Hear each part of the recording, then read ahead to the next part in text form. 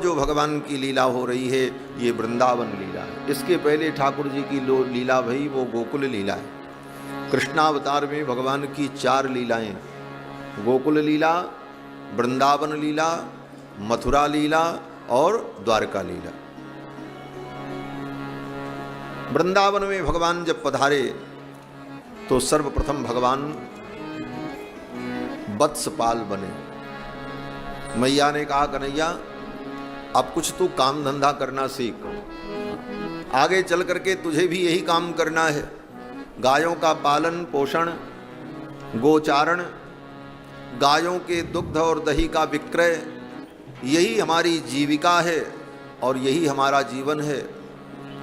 तो कन्हैया तुझे अब ये सब कार्य धीरे धीरे सीखना चाहिए। भगवान ने कहा मैया मैं क्या करूं? नंद बाबा ने, गोप ग्वाल बालों ने कहा कन्हैया अब तू थोड़ा बछड़ों को चराना सीख। गाय तो अभी नहीं चरा सकता, लेकिन बछड़ों को लेकर के चराने का, घुमाने का अभ्यास करो। तो कन्हैया वत्सपाल बने, बछड़ों को चराने की सेवा मिली।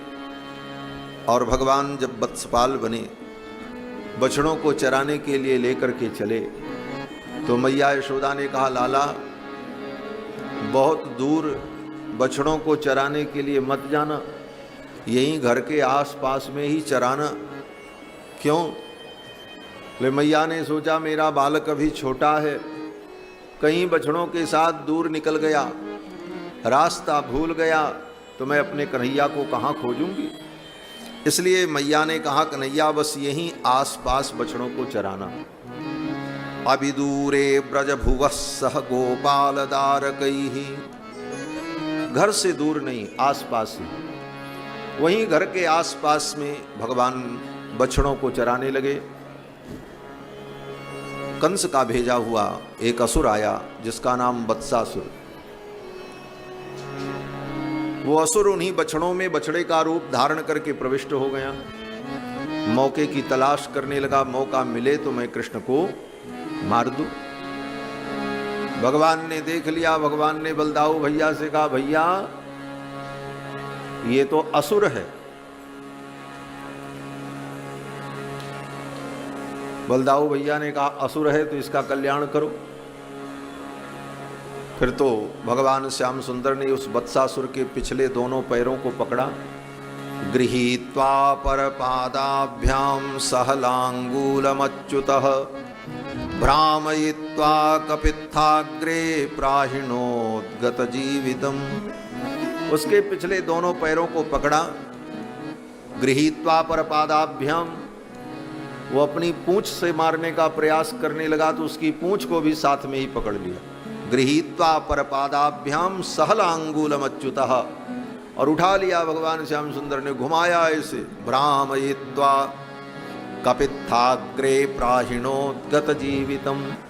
एक कपित्थ का पेड़ था, उसी पेड़ पर उठा करके पटक दिया। उस असुर की तो अतड़ी पतड़ी सब बाहर निकल आई, उसकी मृत्यु हो गई। भगवान ने वत्सासुर का उद्धार किया। गोप ग्वाल बालों ने कन्हैया की खूब जय जयकार की।